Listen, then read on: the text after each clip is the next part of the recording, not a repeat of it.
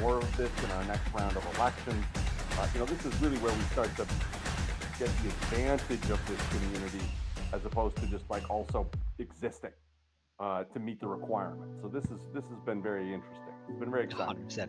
Completely agree. And yeah, it's just going to flourish. Hey everybody, so looking my name's forward to Grant seeing Keith. how everything I'm the works. lead protocol engineer for Telcoin Network. Yeah, and we I'll just, show you our just digital have to cash put demo. in the hard work and dedication and We've the deployed passion several to digital get cash things, options on testnet. We're trying this is a Diri testnet. trying to get things we have running smoothly. selected So our just a matter of time. And you can see from a list of options, we've got a wallet with several balances. But today How we're you going to doing, swap Derek? for Canadian dollars. Set an amount. We'll do 2,000. And we can see Thumbs the price up. impact, the minimum amount received. We set our parameters for the swap, and now we're ready to sign. For the demo on desktop, we're using Got MetaMask. to make an sure open that source the EVM wallet. water cooler is turned on Telcoin his Network PC. is fully compatible with all the EVM products on the market. Sorry, man, they're a Once we've signed our necessity. transaction, it's now with the network. The nodes are reaching consensus. You've They're probably got validating about it. 85 screens around you. They're exchanging that information Just to the make sure it's entire a wall. legitimate transaction. And once that's reached on There's a testnet, red it's light about 5 outside his seconds. door. We should be able to see the information in the block explorer. So here we can see our status was successful. The block that the transaction was included in, 100,593. And we signed our transaction just 22 seconds ago. The power of Telcoin Network with the instant finality, every time a block is produced, the settlement is cleared, that transaction is permanent. And for very low transaction fees and very fast block times. Here you can have a look at our block explorer where we see blocks being produced in real time. This has a lot of information for us, including the token price, the latest block number, and the most recent transactions on the network. And there you have it. It's as easy as that. Users can swap stable Hey, tokens buddy, now how on are our you? Telcoin wallet found on iOS and Android.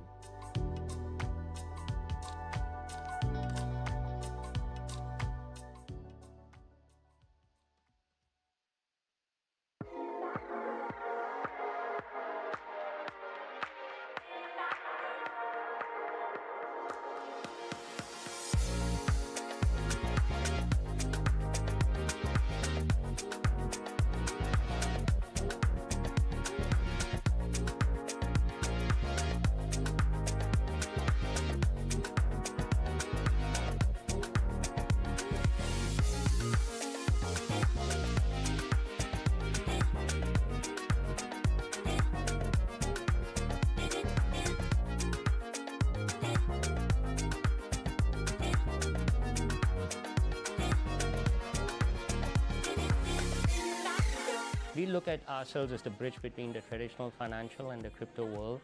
So that's why we want to be the bank and issue stablecoin bank accounts directly out of your stablecoin.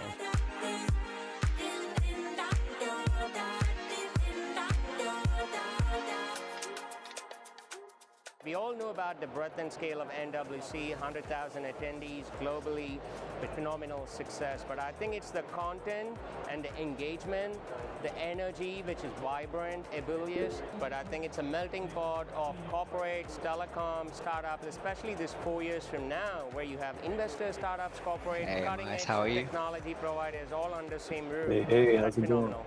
We love it All here. good? Yeah, I'm doing all right.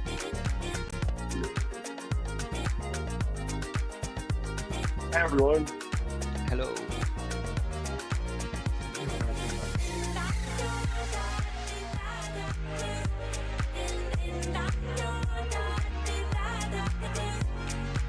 Should I be clicking install and join on the Read AI thing?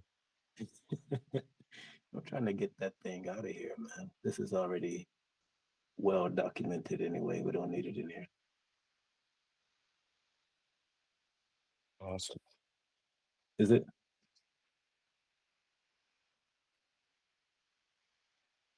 Okay, cool. Right on. We are live according to Boot Classic. Thank you for the update. We have an exciting meeting today. How is my audio? Just to start off, I've had some issues with that. Good. Awesome. Thank you, Derek. Thank you, Billy, and the rest of everyone. Yeah, so today is the 21st Platform and Treasury Council recurring meeting. It's a lot of meetings. We've had an awesome year. 21 meetings means effectively 52 weeks if you're going on a biweekly schedule. So yeah, very exciting time.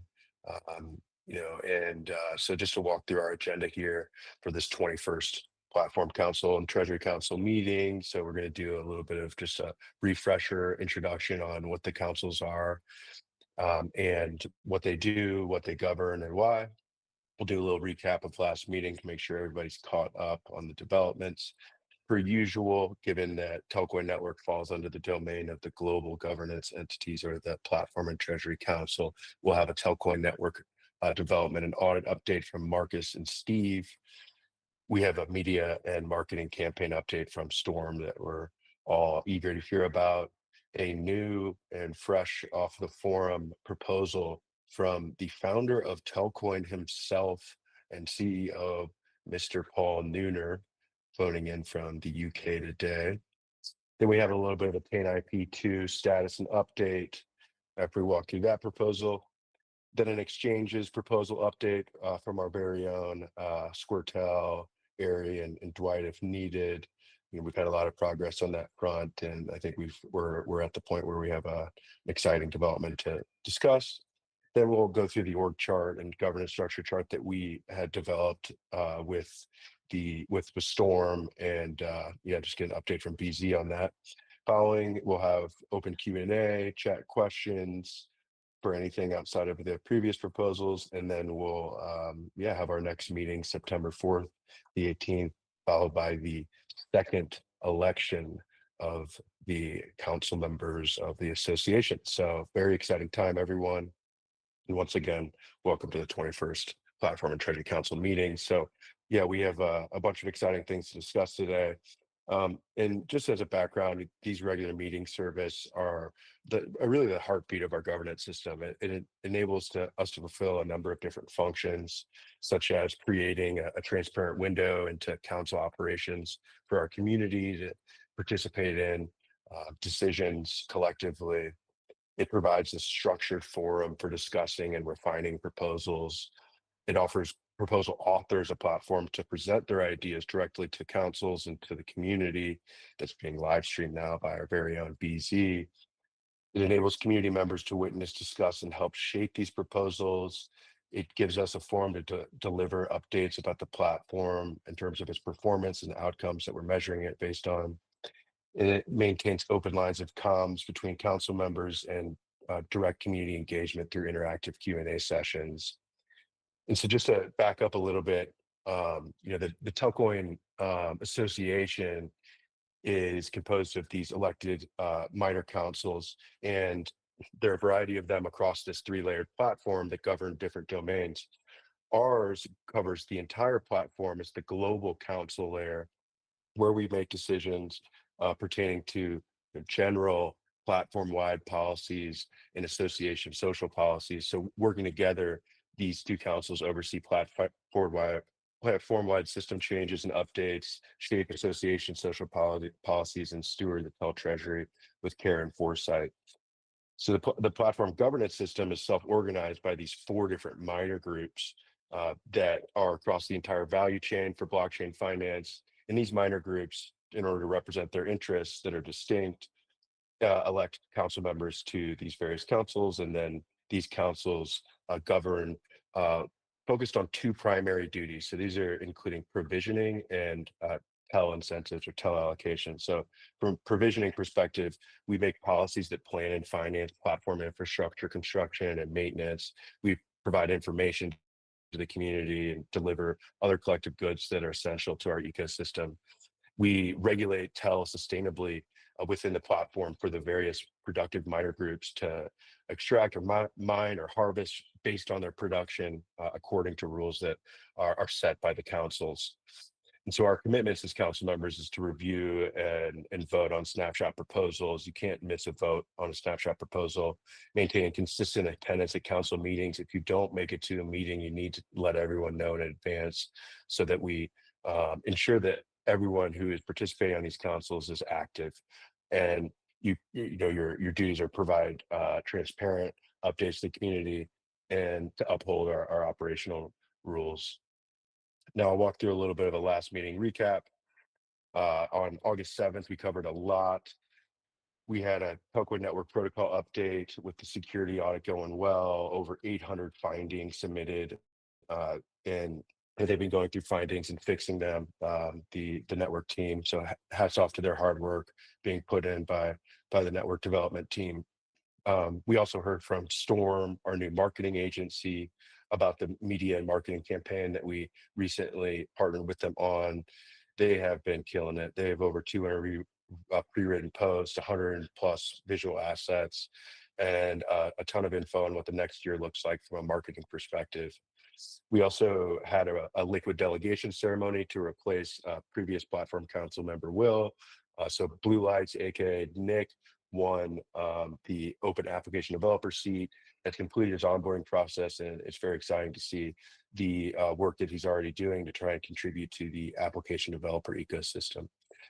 And Adam, aka Squirtel, briefed us on exchange listings, and some big decisions have been made, and looking forward to his updates today. We also created a weekly office hours for council members to join optionally on Wednesdays at 11 Central.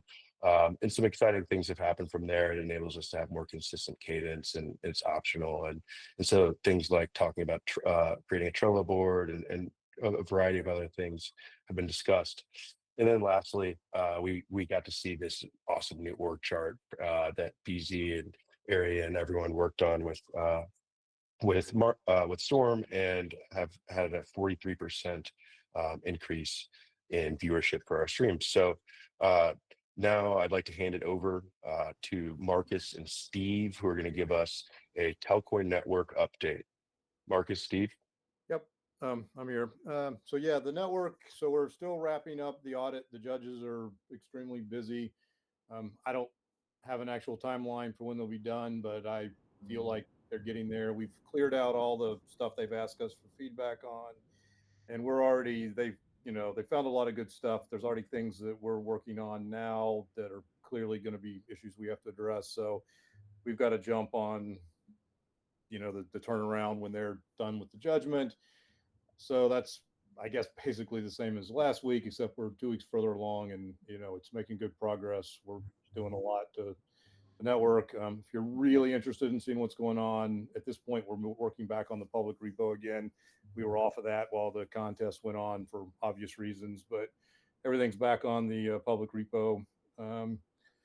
Yeah, I think that's from my end. And Marcus wanted to add a few words too, I think. Yeah. Yeah, Steve essentially covered it. I think because the last Treasury Council meeting was 2 weeks ago, we meet on a bi-weekly basis. We may have been right towards the end of, or having just finished the escalation phase of the public audit competition, and so that has completed. We're now well into the adjudication phase. So essentially, what's happening right now, for some background, is the judges are examining the validity and the severity of whichever findings have been submitted. We ran into a large number of AI sort of slop submissions. I guess this was one of the first ones where people automated AI submissions, which were largely not valid, which is how we ended up with the 800 number that Parker mentioned. But the judges, and in combination with the researchers as well as us, have pared that down to I think it's some 75, 80 odd findings. Maybe Steve has some more accurate. I think there's 44 through the filters right now, if that, okay. But it's still in process. That sounds right. Yeah. So 44 findings. I've personally, I think, written commits and made pull requests for roughly 10.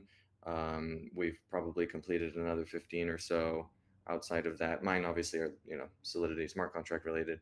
So all in all, that's to say great progress, and hoping to get this adjudication phase, so that what will happen next is we'll submit the findings so that the fixes themselves can be reviewed, and that will also be reviewed by the judges and the researchers. So yeah, we're going to go through a couple of these for the network audit, and so there's plenty of work ahead. All good stuff. Thank you, Marcus and Steve. Appreciate the update, per usual. If anyone has any questions, I'll give 10 seconds. Please raise your hand. Otherwise, we'll move forward to the next topic.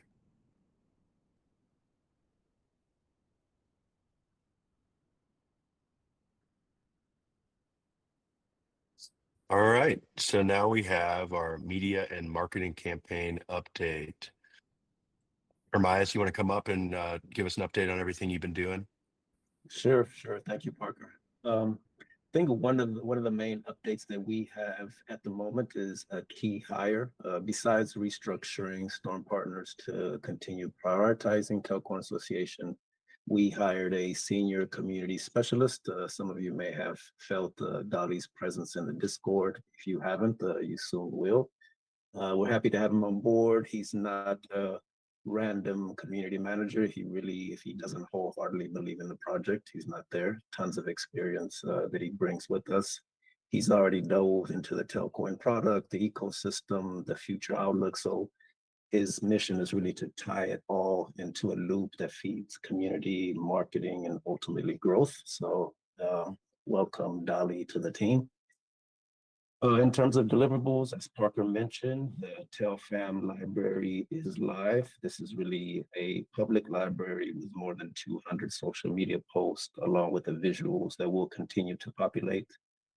We will decide how we announce that. The URL is live. I can share it here in the chat, but we do want to make a public announcement on X. And that's really a gesture towards the TelFam community. I mean, they are really the ones that are going to get us out there. Besides the relentless effort of the council's work, it's really the soldiers on the front line that are really getting that message out there. I continuously get messages from really sincere Telcoin advocates that are reaching out, trying their best to help, and we're happy to have that. In terms of positioning and messaging, we've done countless hours with Parker. He's been really generous in his time, really to ensure that we have a clear understanding. And we're working through many of those layers. First of all, the understanding of the many layers within Telcoin, right? The amount of detailed work that went into the Constitution, how this revolution is being governed in the background, what we can and can't say, what we should and shouldn't do. So a lot of work has went in there. And there's really a few key segments that we're working through, of which there are actually 8. We worked through the mission and vision, the kind of telecom powered category ownership. And next up is really the 4 minor groups, of which we're focusing on the liquidity providers. You know, as we know, the liquidity providers, they are really, you can say, the oil that lubricates the ecosystem. So we're doing a lot of work there. And each of those minor groups will have their own integrated go-to-market motions. Social media is just a small part of it. Will include content marketing, thought leadership within each segment, events, performance marketing on key channels. So they really are fully integrated go-to-market motions.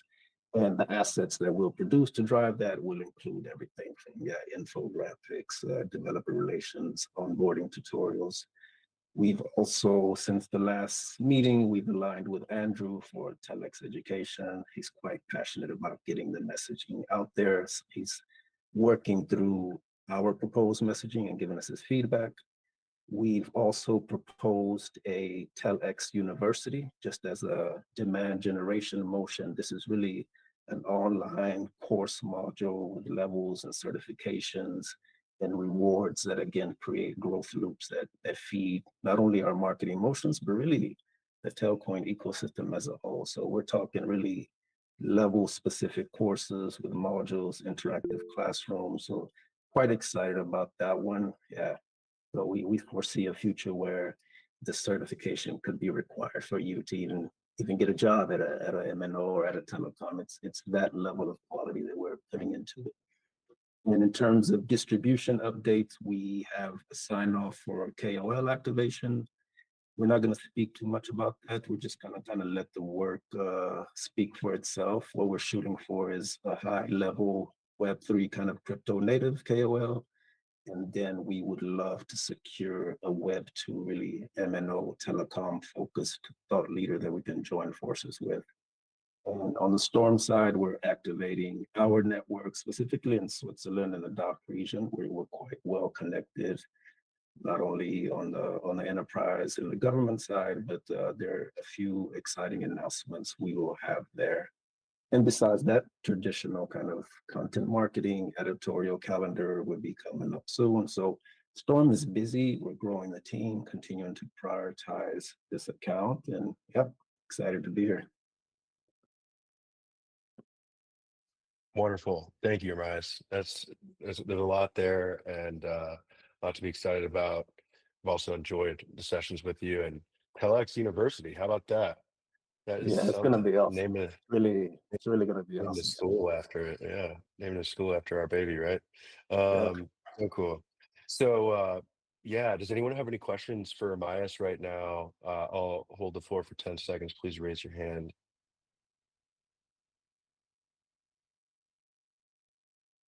Yeah, and again, feel free to reach out to me anytime. Find me on Discord. Most of you know my ex and also really always here. Awesome. Thanks, Marius. Yeah, it sounds like we don't have any questions here, but I'll look forward to our meeting tomorrow, which we're hoping to be the final upload of my or download of my brain, whatever it is, and Yeah, get that done, man. So yeah, it's been great big working one. with you. You know, you guys working all hours of the night to facilitate US collaboration. So yeah, we really appreciate it. We're looking forward to the next steps here, and thanks for staying up to present with us. Yeah, thank you, Parker. Yes, so speaking of people staying up to present with us, I'd like to bring to the floor Telcoin's founder, visionary, my boss, the CEO of Telcoin Holdings, and really the person that is the brains behind everything we've been doing here to create the Internet of Money. So I'd like to bring up Paul Nuener, who has a fresh proposal here to discuss with the association. And yeah, Paul, come on up.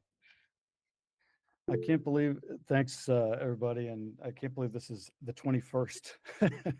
I made And, sure to say that like 5 times so you heard it. That's amazing. And you know, part of me obviously feels bad to not participate more, but you know, by design, you know, we've tried to really separate things. That's been the idea from early on, that you know, for this to really succeed, the association really made sense, and that's kind of why we, you know, transferred the token control and the Telco network and everything over there. And you know, I've worked with GSMA for a very long time and seen how, you know, companies can bring things to the table that after a couple of years of participation suddenly become adopted as the global standard. And I really think that's going to happen here. I think the situation that we find ourselves in is, you know, I think everybody knows we've been working towards the digital asset bank on the company side, and you know, the V5 wallet that'll go along with it, we're very, very excited about. Much more of a doorway to the Internet of Money, a new sort of banking app that is, you know, not bound really by national remittance type borders, or even a border between crypto and the you know, fiat currency, or the existing global financial system. The thing that we also, you know, really believed is that when we've been meeting with telecoms, it's great, you know, you get to the real nerd at in strategy or whoever at an MNO, and they can understand blockchain and the concept at a high level of, wow, if there was a blockchain that only telecoms could run, suddenly that could be an extension or a next generation of network service that MNOs could get into and effectively run the settlement layer of this future of kind of direct peer-to-peer payments and the Internet of Money. I think that without, you know, stable coins, it was kind of hard to really get the use case nailed down. Also, without something that was really regulated, like a Fed regulated or a, you know, a regulated bank, digital asset bank in the United States. That's kind of been our mission from, I'd say, about 2020, mid 2020, when we realized that, hey, to really make this all work, this is kind of what we have to go after. And we're finally at the doorstep of that. It's very exciting. We've been doing a fundraise. We're doing very well with the fundraise. We then just got to the point where we realized that we have to move very, very quickly. The Department of Banking is at this point, and when I say that, the Nebraska Department of Banking, who's conditionally approved us, is basically ready for us to apply, and very, very excited for that, and ready to turn around a charter very, almost right away. On the company side, we've got everything pretty much ready to launch now. The only thing we need is still additional capital.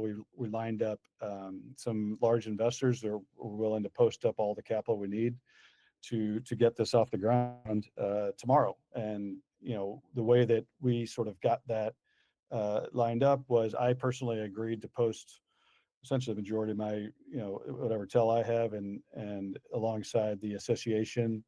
If we do that, we can immediately get all the funds released to launch the bank immediately and get this kind of rocket off of the launch pad. So I realize, and I really want to come in and explain this, because I realize from the outside you might look at that and say, hey, we decided to, in good faith, because we thought it was the right thing to do, push 10 billion over the TA. Now we're asking for half of that to be locked up until we deliver into a Series A.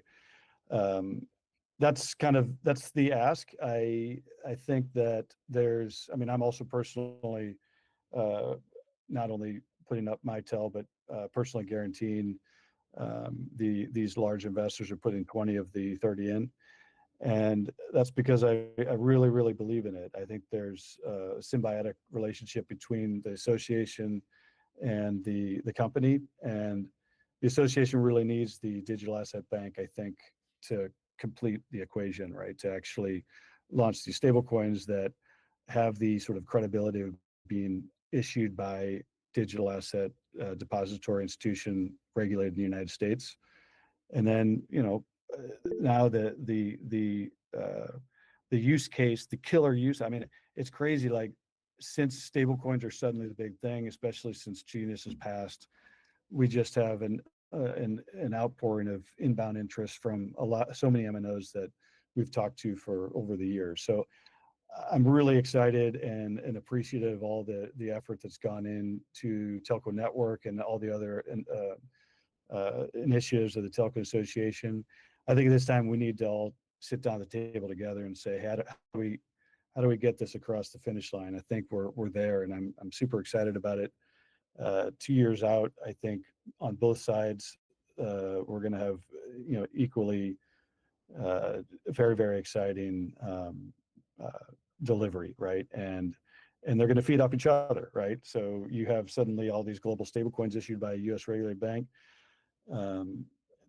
That's something that's very easy to accept and to sign up for as an MNO wanting to try out Telco Network, and vice versa. If you have suddenly all these telecoms that are participating, it's going to help the company as well. And I think we can all kind of deliver the message or deliver on the mission by, at arm's length, cooperating and delivering. So that's kind of what this proposal is. It's like, an arm's length proposal where, hey, people, the token holders, the council members, and the kind of GSMA members they represent, coming together and understanding what we're trying to do, why we need to do this. And obviously, if we didn't need to, we wouldn't ask for this. There are others. We had a lot of inbound requests for people that want to sort of give you essentially like a token loan, collateralized loan, where it's not an equity deal. And we really passed on all of those because it doesn't really make sense. I think you end up with a sort of interests aren't aligned. People, the sort of groups that put forward those kind of loans, they make a lot of money when the token goes in the shitter, right? That's not this deal. This deal is the opposite. In fact, the TEL that's in escrow, none of these investors get any benefit from the appreciation of the TEL. Their interest is in the company succeeding, and as soon as the company gets to a Series A, all the escrow is released. if TEL appreciates, which, you know, I can't really, none of us can speculate on that, obviously, but in that instance, you know, then it really takes a small percentage of value to release the entire amount of escrow, right? Because it's proportional to the amount that it is effectively backing, which is 20 of the 30 million in this raise. So that's kind of what we're, the way that it would function. This is kind of interesting that it's, you know, it's allowing us to start engaging with some of these U.S. custodians that will help out. And I think that helps in other areas as well. But we're setting up a third-party escrow. It's likely with BitGo and Coinbase. We're also talking to a couple others, but we'll probably use those two. And then effectively, the mechanism is that our target is to reach. Well, we're actually trying to reach a Series A by the end of next year, and we really are hopeful of that. If we can't reach one by the end of the following year, then there's some gradual liquidation of the escrow in the case that the company wouldn't have any revenue to even be able to kind of release some of that.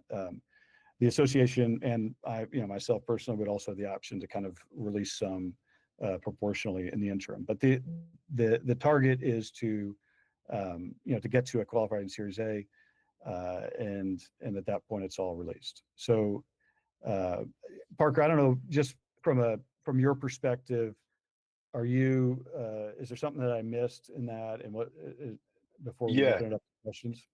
Yeah, I would just walk through the terms and highlight the Okay, enhanced yeah. So the services terms as in from the APY yield for the shares. the terms from Telco's perspective is that, or sorry, from the association's perspective, is that there's a 5% accruing safe on an annualized basis, but kind of measured on a monthly basis.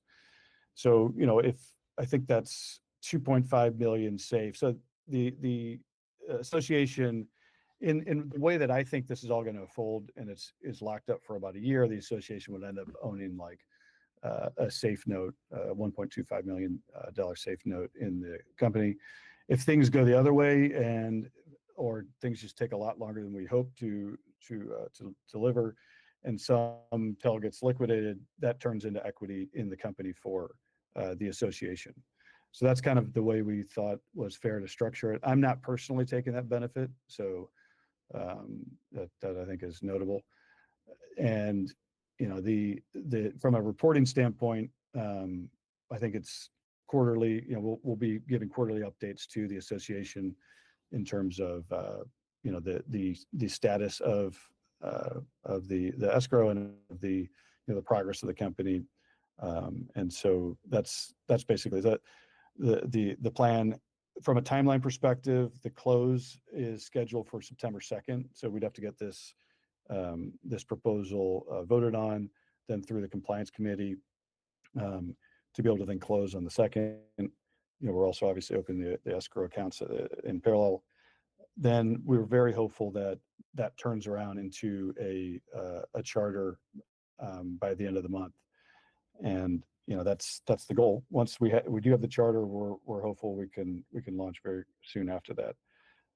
They're getting it into V5 of the app. Obviously, it takes a little bit more time, mainly because there's other outside factors there in terms of issuing bank accounts and those sorts of things and cards. But you know, we're on the doorstep, and we're very excited. And you know, this also puts some. These are all, well, I'd say the majority of the large investors coming in are from Nebraska.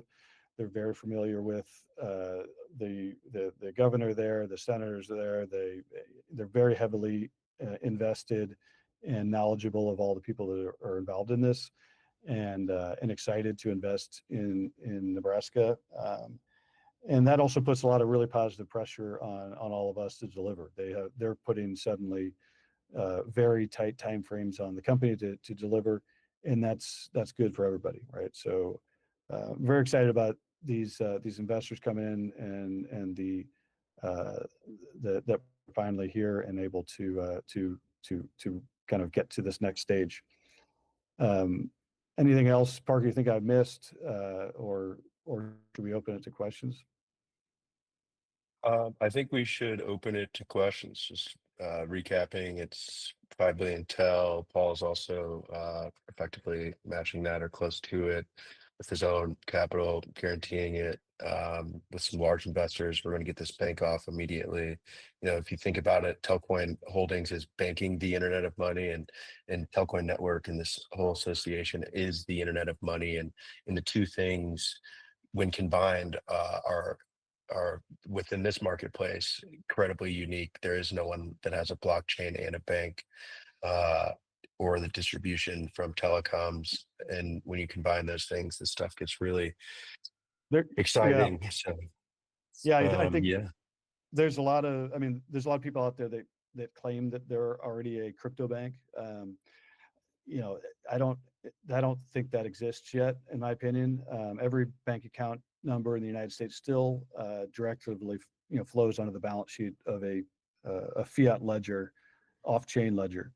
I think we're very close. If we could do it tomorrow, we would be. And I think by the time we're able to do it, we still will be the first to connect U.S. bank account numbers directly to a self-custodied, natively issued digital cash stablecoin that's issued by the same financial institution. And so that is something that is exciting and really the kind of holy grail, I think, here, and what everyone's trying to do. So you know, the time is of the essence. And you know, could we get there without this with a couple more months? Probably. But you know, we saw this opportunity, and we're very eager to get across the finish line.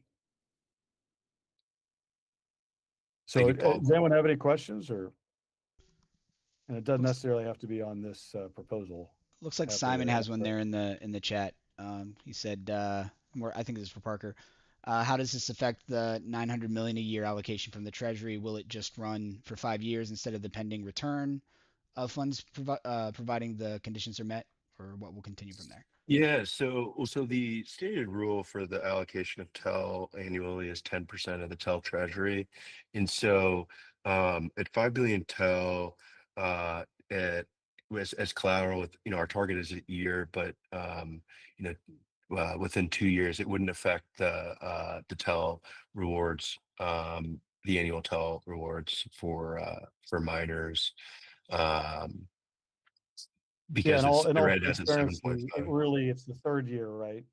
So that's where we're kind of saying, hey, listen, this is, but there's also mechanism to release it, right? So I think there's a way to continue to extend that.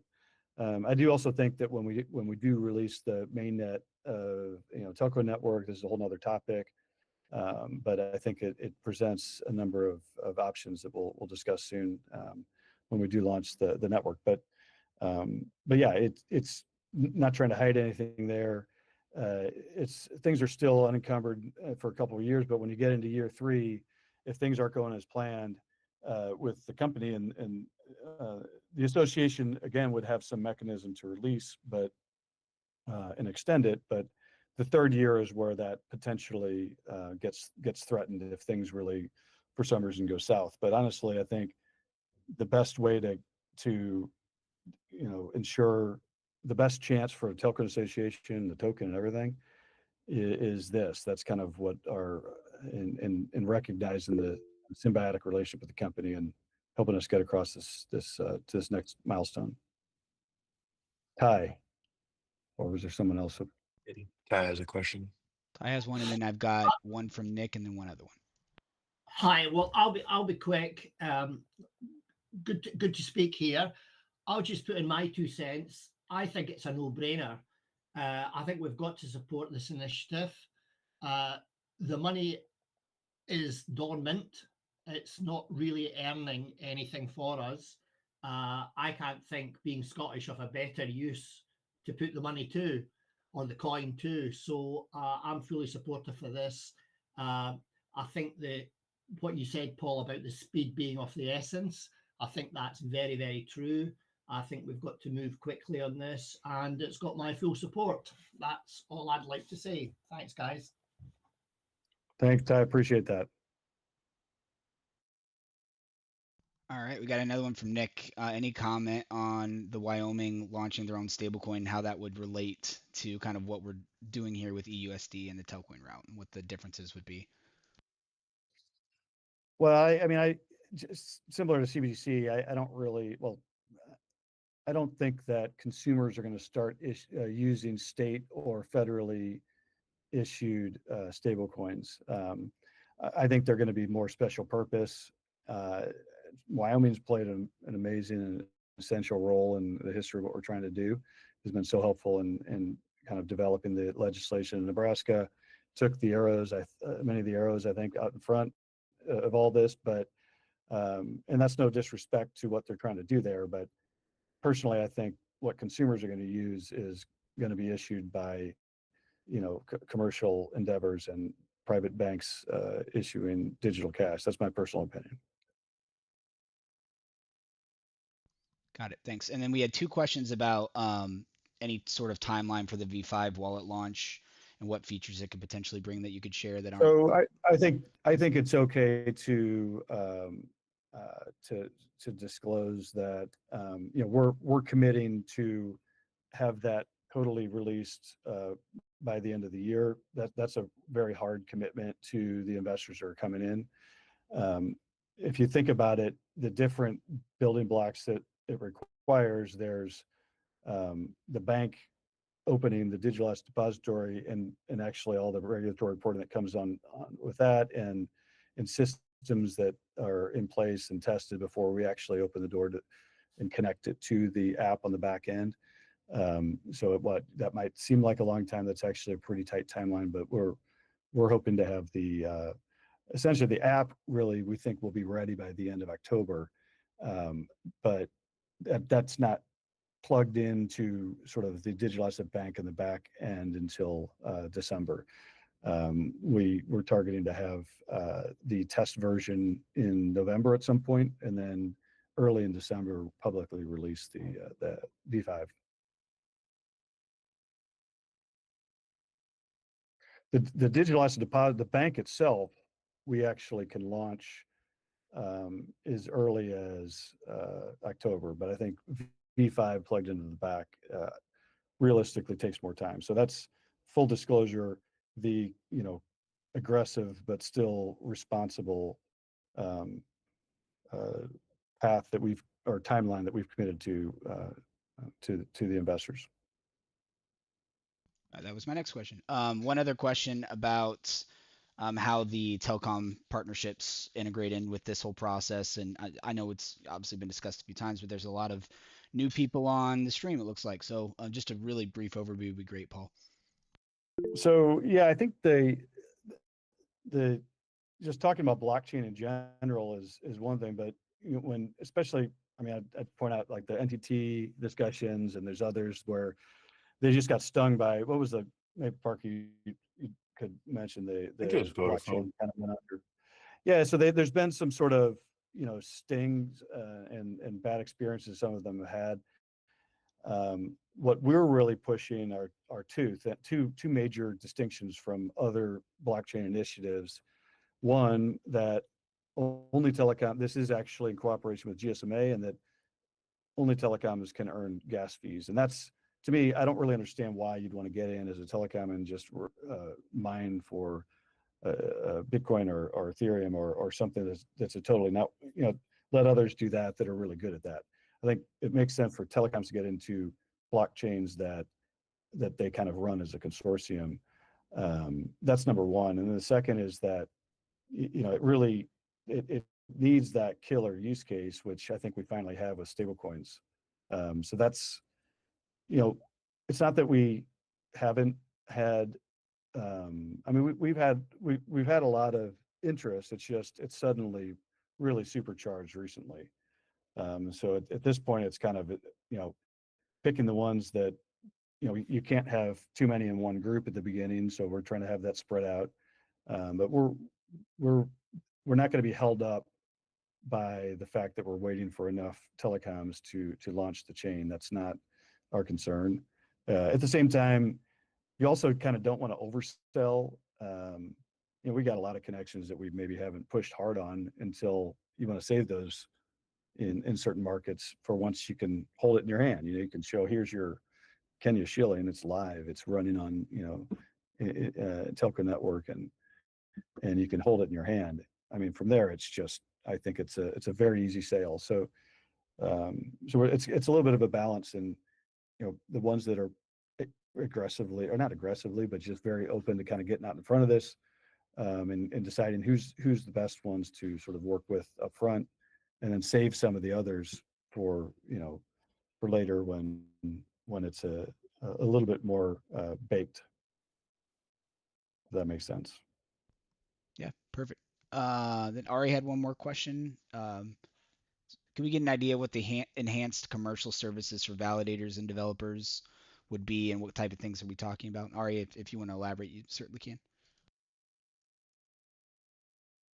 No, I'm just trying to get a basic gist of, I'm reading through the proposal and stuff and trying to, see, when they put out the bullet points of what it is, right? That 0.3. Yeah, so I think that part of the challenge is a cart for the horse issue, where you want to say, hey, try out the telco network, but then the use case is the issue. The fact that the digital asset bank is not only, so there's two interfaces to the digital asset bank. We're actually launching it in V5, the retail run, right? But there's no stablecoin issuer that survives by directly, exclusively selling directly to consumers. In fact, it's the opposite, right? Circle Mint, it's 100% a B2B to C play.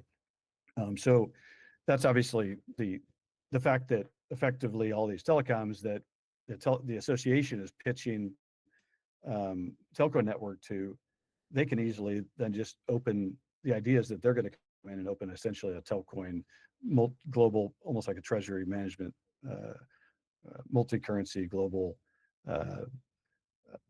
version of, say, Circle Mint, right? To be able to use. And so that's the most obvious one, is just banking, or providing some stablecoin banking to not only the MNOs that are participating, but also to their subscribers that would want to use the services. In terms of others, I mean, maybe Parker, you'd be better to comment on that, and really just, I think it's how launching the bank obviously expands what Telcoin Labs can offer to the association and to MNOs. Yeah, we want to be the ecosystems banker, and have tailored services to all of the stakeholders within that. And of course, telecoms is being this gateway into billions of users, and the people that both are empowered with the ability to validate, which requires installation and management and staking. So there's one area, right, where you can help. And then the second is just having a sort of place where you can do full treasury management, tokenize assets, and a bank that is working for you. I mean, the crypto industry is someone who's been in it for a while, and of course, in this intersection, I mean, sure, some big banks may open up services for some crypto companies or even customers, but are they the number one thing on their list that they're going to optimize for? And so what we're saying is we're going to make sure that the entire ecosystem of validators and developers has the tools needed from the bank, and in terms of helping them develop their wallet, whether that be via some sort of white label or otherwise, to go to market fast on Telcoin Network with a fully banked application that and it uses this technology in a way that doesn't cost an arm and a leg to get in and out for users, and can ultimately be 100x improvement on what they're offering. So yeah, we just want to be able to service the entire ecosystem with institutional grade tailored banking, and that's what we're offering as part of this.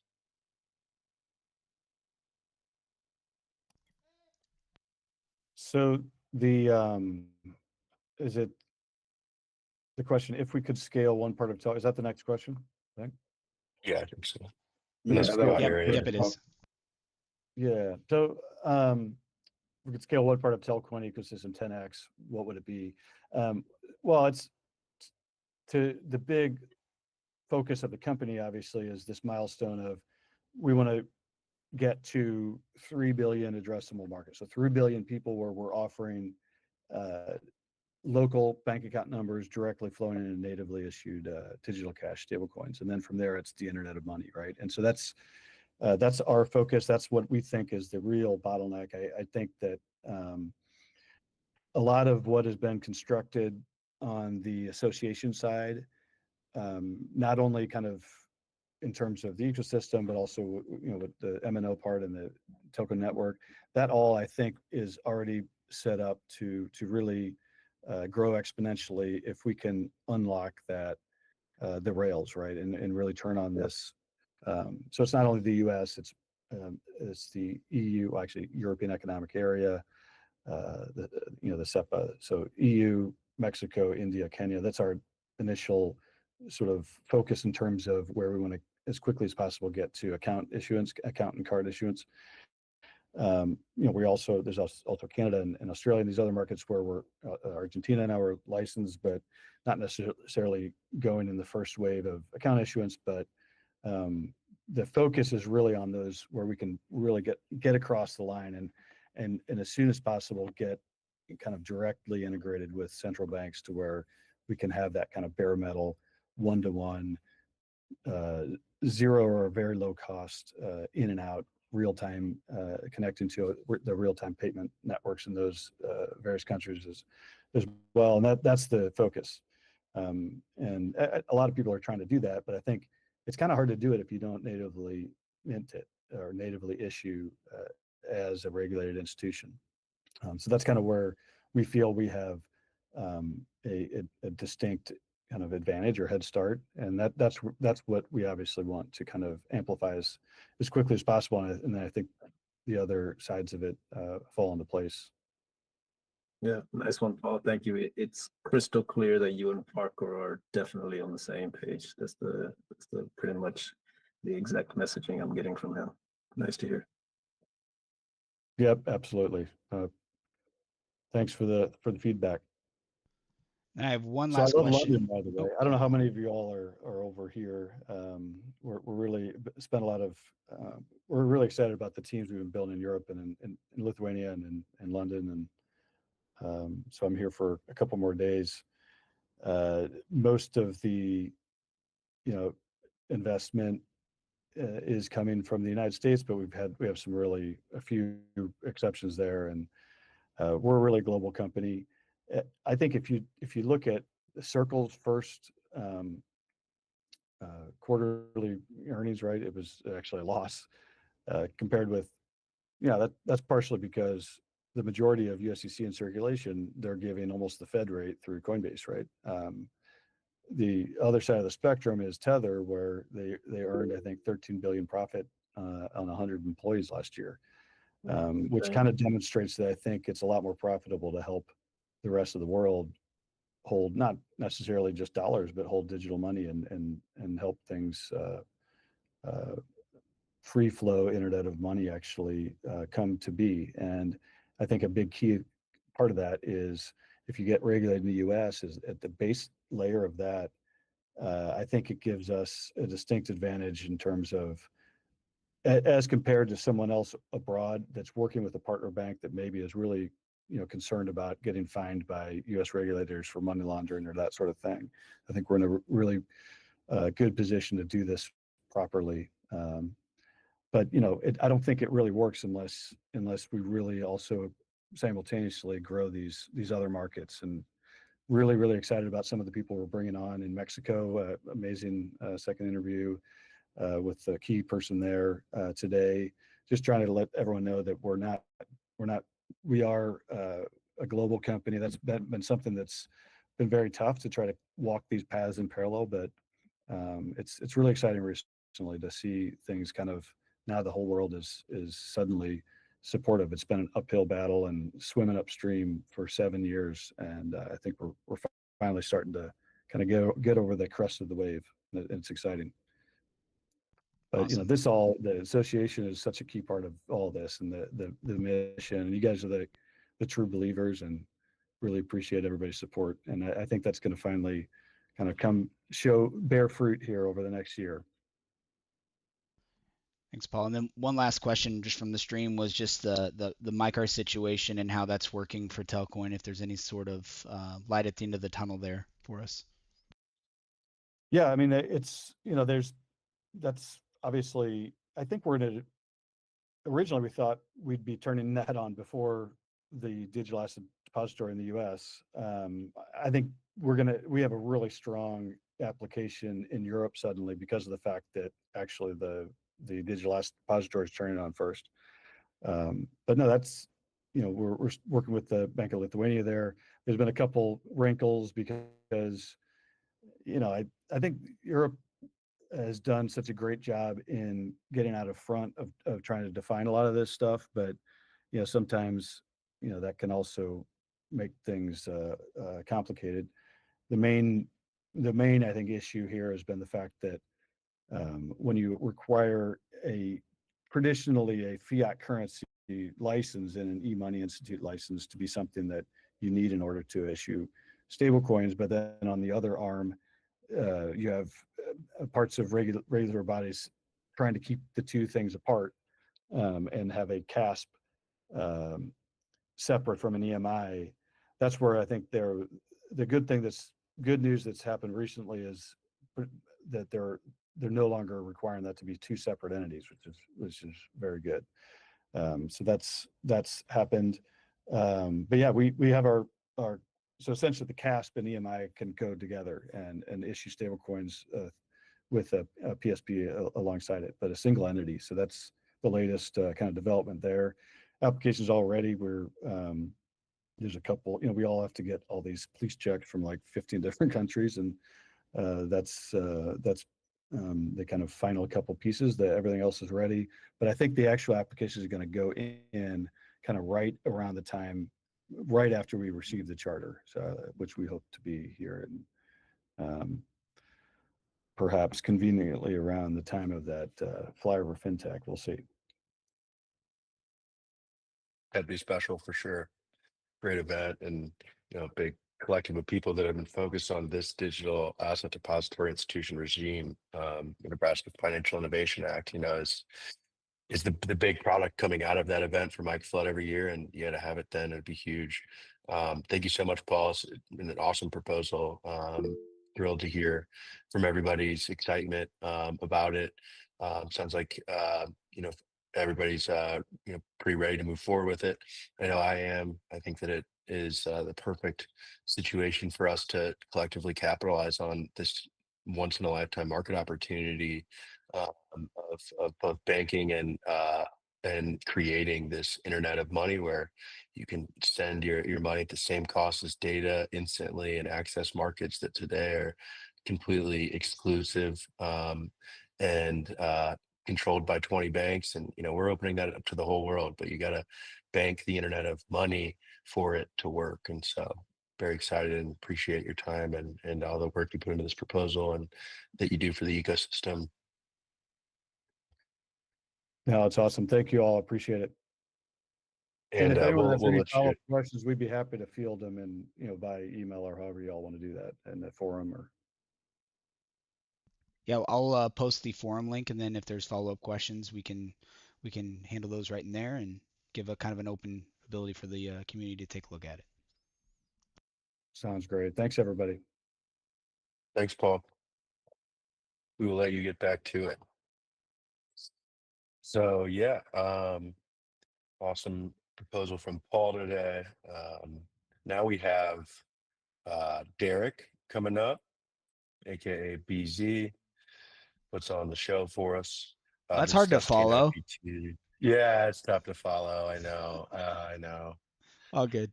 No, I'll just keep it pretty concise and short. So just giving an update on Andrew's proposal, which is the TANIP 2 proposal, which to encapsulate it is a proposal to kind of relook at the way that we're distributing the rewards for the community. It's been one of the big asks of the community through the TANIP 1 program of how that's working and what we're doing. So wanted to just give everybody a quick update that we're currently in the process of really looking kind of the nuts and bolts of what makes sense from a coding perspective, what makes sense from running different scenarios to look at what the outcomes would be based on the wallet transactions and different scenarios to try to basically make sure that the equity value is even across the delta of wallets and the different volumes. So we should have some more answers by next week, but wanted to share with everybody on the call that that's being worked on internally by the council, and we hope to have some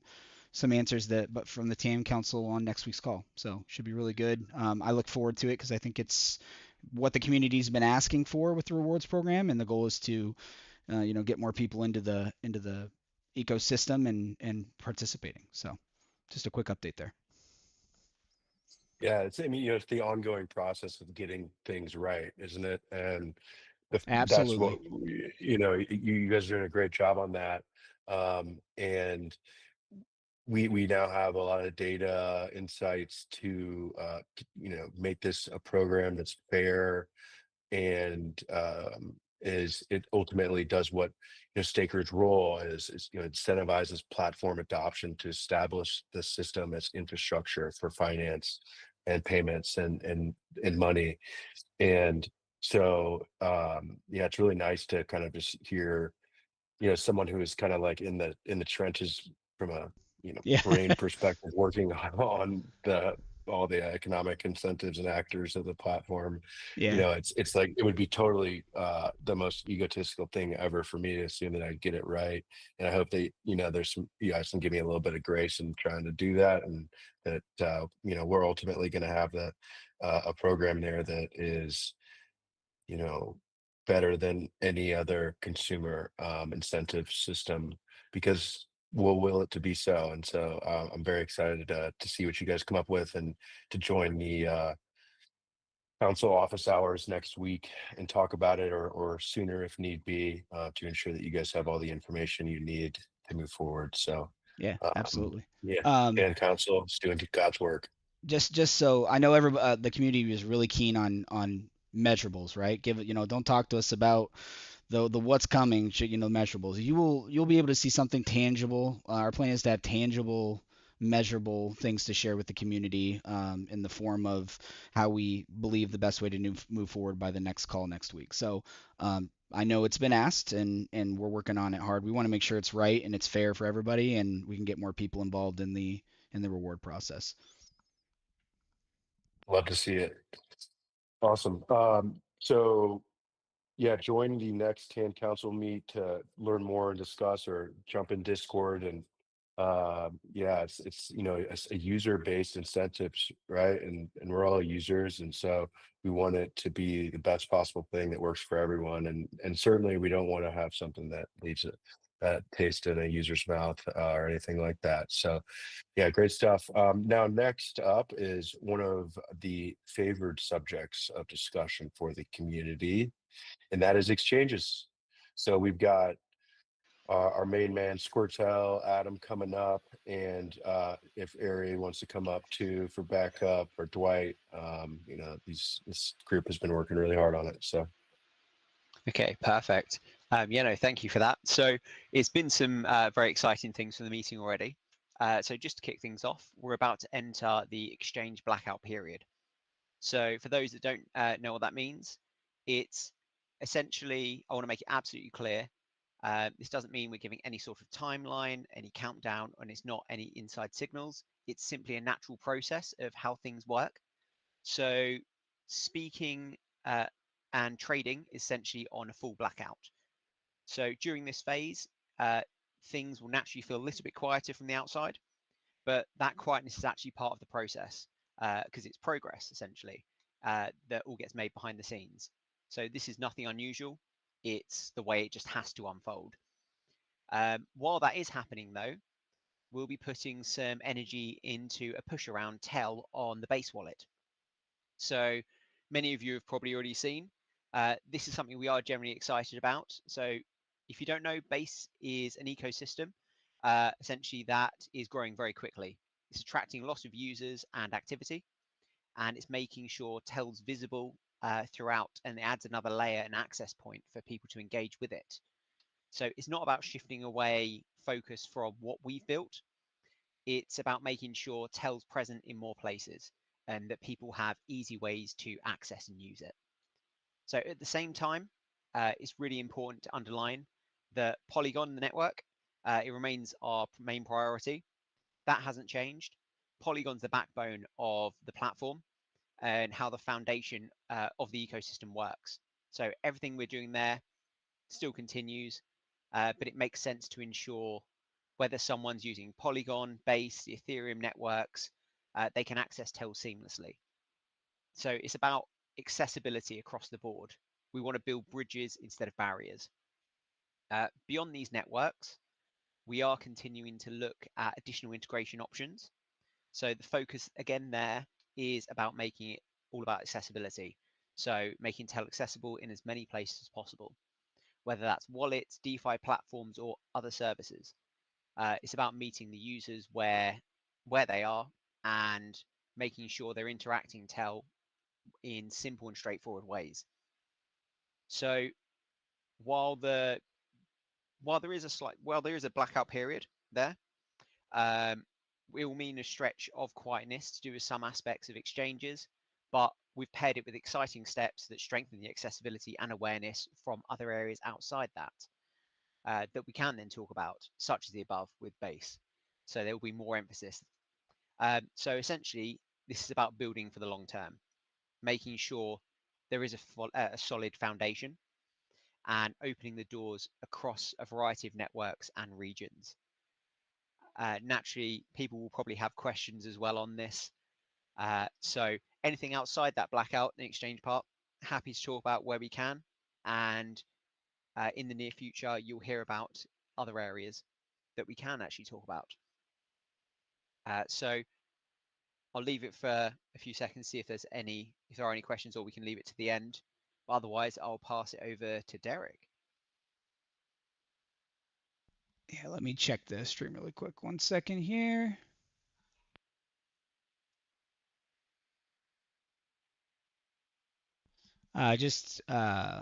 No, I think we covered everything from that aspect. I just want to clarify too, Tortel, if you could explain kind of in layman's terms what the definition of a blackout is and what the purpose is specifically for it, that would be really helpful, I think.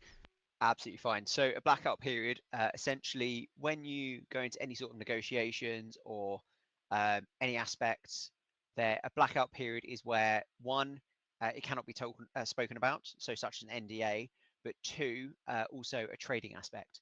So this stops any aspects for anyone being able to trade on markets or anything like that, having any inside knowledge, which was part of the framework that was built when everything was established for the Telcoin Association. So essentially means anyone is not able to actively talk about it if they're in the know or trade upon it. So it covers all aspects because this whole process is about compliance, regulation, and doing things correctly. That's the essence of what Telcoin is and the Telcoin Association. So I think that's probably the best way of describing it. Yeah, absolutely. But if there's anything else, please do add more.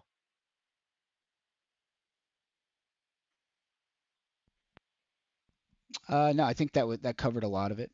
Again, guys, if there's a lot of chats going on, I'm happy to, if I missed you, ask again. No problem. We want to answer questions, and if my DMs are always open on X and wherever else, so happy to try to get you answers. Hop in Discord, hop in wherever. So if I missed you, there's a lot of action today, which is great to see.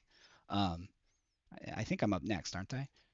Yes. I just want to say, yeah, go ahead. and if I missed this, it's just because I've been deep in a couple things. But have we had Tim send out the blackout email to all the council members? Not as of yet. That's going out soon. Okay. So he's already been weaponized for that purpose. Yep. I did have a good question just came in, and maybe I'm not sure who to direct this to. When we add a network like Base, does that inflate supply or bridge existing supply? I think it's a good question to ask. Answer. It bridges existing supply and can be done in a few different ways, but yeah, it's just bridge. It doesn't, create a double spend of the token or anything like that. Perfect. Thank you. That was it for Yeah. now.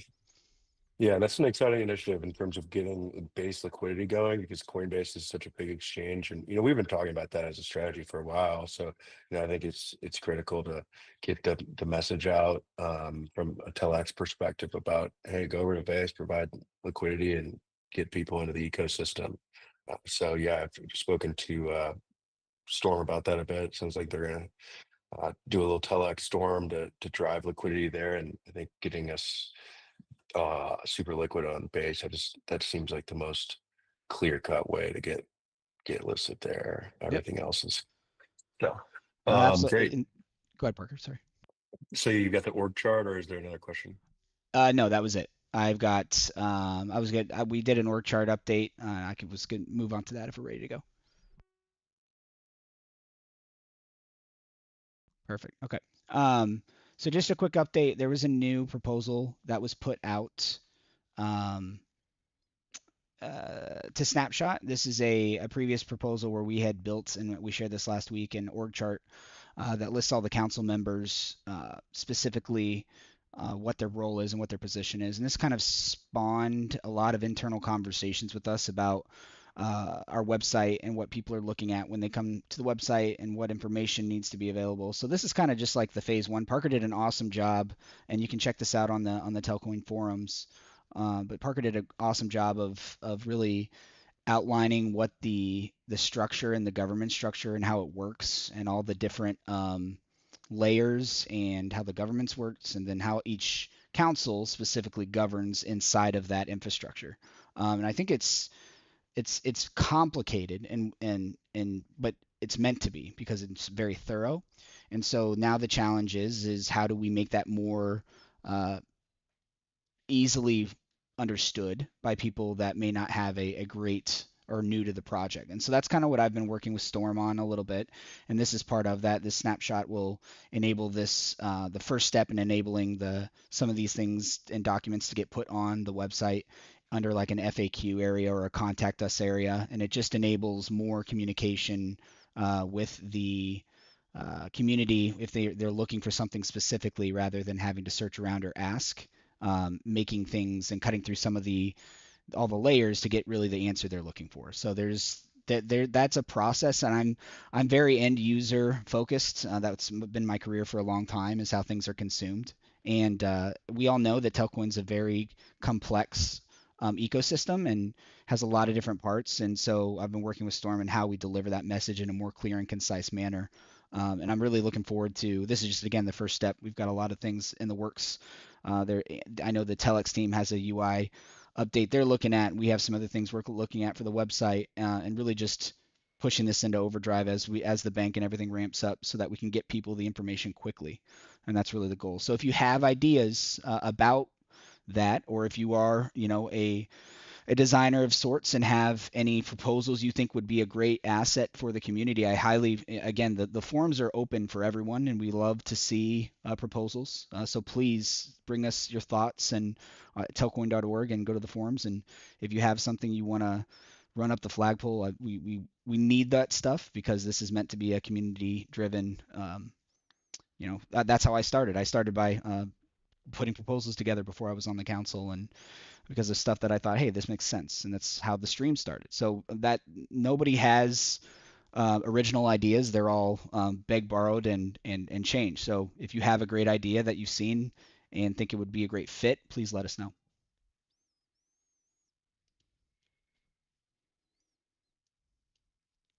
Well said. Yep, it's an open forum, everybody. No one's gonna make fun of you for any ideas or questions. We're all, as I said earlier, trying to get things right. No one has all the answers, but together we can really achieve a lot. So yeah, it looks like we have an open Q&A now in the next meeting. So Yep, I just had one more thing I wanted to share with everybody in line with some of the marketing stuff, and I didn't have a chance to share it earlier, so I'm going to share my screen really quick here if I can find it. Let's see here.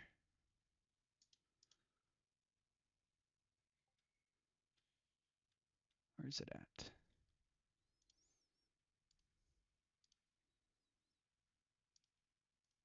There we go. Okay, so I just wanted to share this because this is I was talking to Ermias about this earlier. These are some statistics I pulled off of our X account. I try to look at things on a long-term basis and see and measure how well we're doing and where we can improve on how we're reaching out to the community. And I wanted to share this because I was kind of blown away by some of the steps that or the progress that we've made over a short time. Obviously I personally have loftier goals than this, but I think it's great to see you all engaging with some of the things we're doing. I mean, the media views alone, 187,000% for the stream, increase on our media views is amazing, and I want to continue to push that forward. So it's more of a thank you to the community for resharing this stuff, and it's great. I just saw a post today. Yeah, a lot of green candles. Yeah, I just saw a post today where we had a community member who created his own internal Telcoin chat GTP bot. His name is James. Pretty like literally I tried to break it and you can't break it. So some really cool stuff coming out and getting people information, and that's what I'm all about. So thank you to the community, and if you got stuff that we're trying to do here and you've got a great idea, we're all about it. And stuff like this AI that came out that's a community asset, really some cool stuff that I never would have thought of. So thank you again. And that's all I had. We can open up for QAs. Great job. Yeah. So considering you have access to the community, BZ, you have any questions from that end? Yeah, that let we me can do check the questions really in here? quick. Let me get over to the stream. Somebody said they'd like to see 187% increase in 187,000% increase in price. Yeah, I think we all would. That'd be awesome. Let's see here. Yeah, this is a good question about CoinMarketCap and CoinGecko, and how that stuff is tracked, like how our project's tracked on there. And somebody can add a little bit more color to this, but I know we've shared a few times. And Parker especially has done a lot of work on this. A lot of those sites are not really manned by live support. We've entered tickets numerous times to get information corrected, and we're still working on that. Some of it is scraped from different areas on the web, and Storm, we've talked with Storm about this too, and it's definitely something we're aware of, and we're trying to continue to work on some of those algorithms and how they judge things. So definitely top of mind.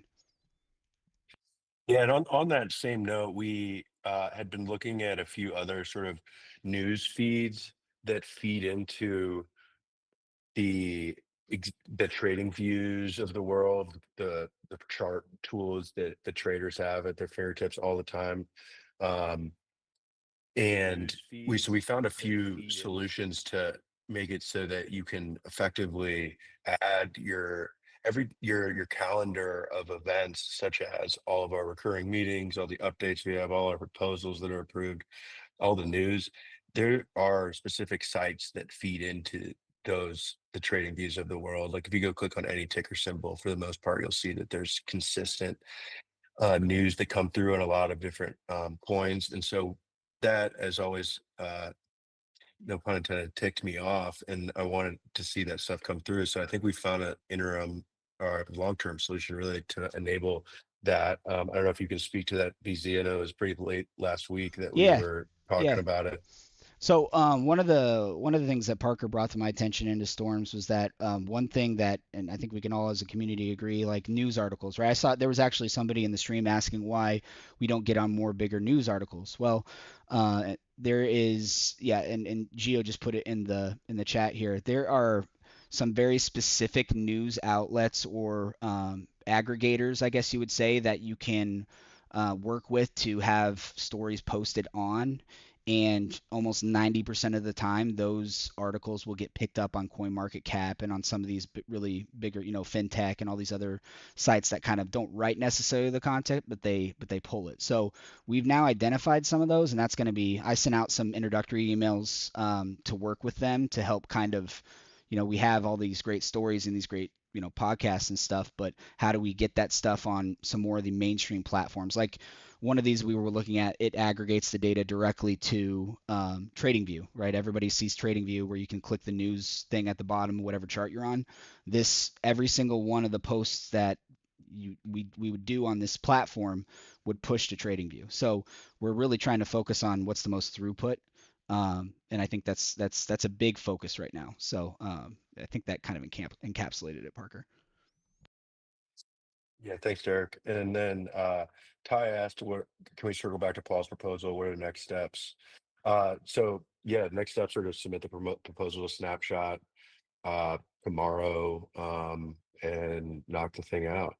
If everybody's in, I'm happy to submit that tomorrow or Monday. I think Paul had discussed doing it tomorrow just to move with haste in order to get the round closed by September 2nd and the bank live immediately.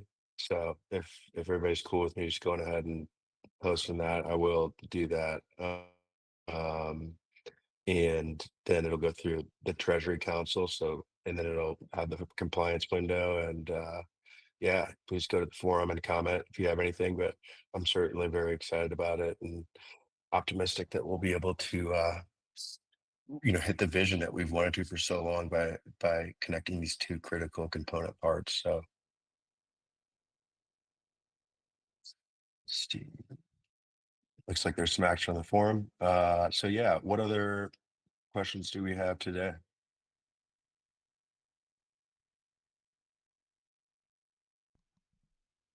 One question is about quorum, and I think this is important to bring up. I'm glad MB just asked a question about if 100% quorum is reached immediately, does the vote have to wait for a full week or a full period? Yes. So yes, because people can change their mind during that time, and it's a great question. It's one that we've talked about a few times. It's been asked, and yeah, I think in this case, in all cases, it's good to stick to the duration unless you're going to extend the duration to ensure that you get all the votes. But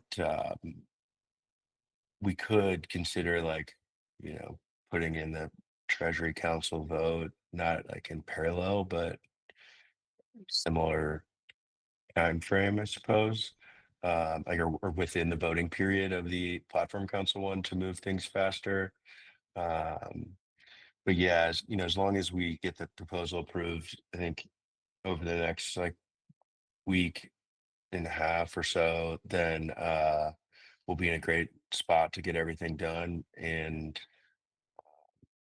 will be the most well-banked blockchain in the world by Right. 187,000%. I think I'm glad that question was brought up, and if I could elaborate a little bit, just from somebody that was on the outside and then now is on the council. One thing I didn't fully grasp was the importance of the government structure, and how important sticking to these type of things is to ensure that we are doing things consistently the same way, and not just making sure that we're we have to be consistent because we're being stewards of the network and stewards of the budget and stewards of everything else. So I definitely wish, or in a perfect world, right, you reach quorum and you can just, we're done, right? But we have to make sure that we're consistent and fair and firm across, because once this goes where we all believe it is, and we have multiple developers and people on the network, it's going to be the council's responsibility to make sure that we are being fair, firm, and consistent, and have this structure in place to operate this and continue to grow this network. So hopefully that answers, but that's the whole purpose of the Swiss Marine structure, and it's really unique when you look at it from a a DAO perspective. And I just think using that lens when asking about, yeah, we all want things to move quickly, but we want it done right first and foremost. We've all seen numerous examples in the space of somebody that moves too quickly and what can occur. So I just want to make sure that doesn't mean that there shouldn't be a sense of urgency, but that's why we stick to these procedures pretty stringently. Well said. Yeah, so looks like we've gone over about 20 minutes. And yeah, are we good on questions? Is there anything else that we need to answer here? I'll give the floor 10, 15 seconds or so, and then we'll close out.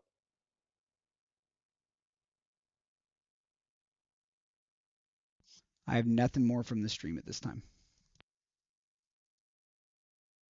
Be that.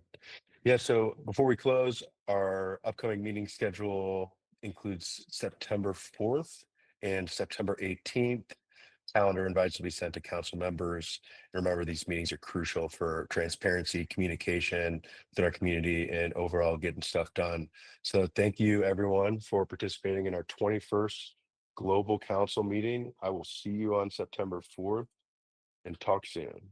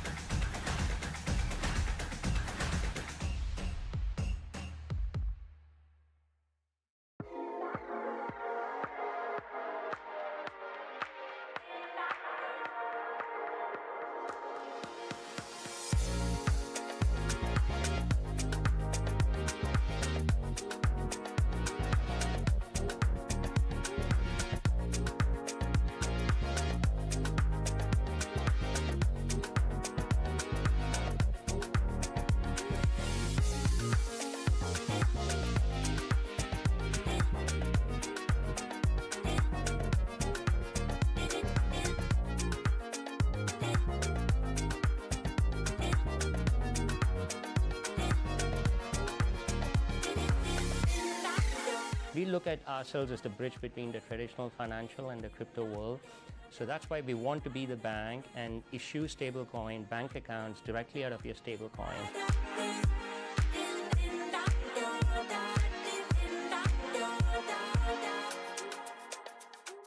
We all know about the breadth and scale of NWC, 100,000 attendees globally with phenomenal success. But I think it's the content and the engagement, the energy, which is vibrant, ebullious. But I think it's a melting pot of corporates, telecom, startups, especially this 4 years from now, where you have investors, startups, corporate, cutting-edge technology providers all under the same roof. That's phenomenal. We love it here.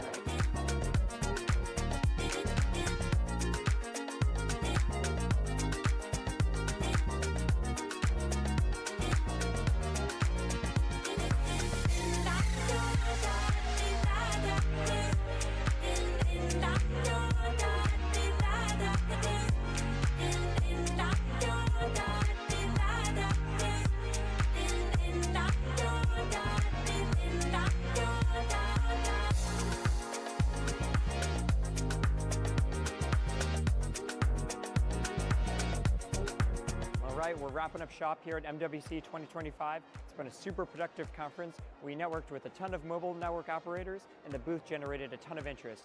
So that's it for now. We'll see you at the next conference.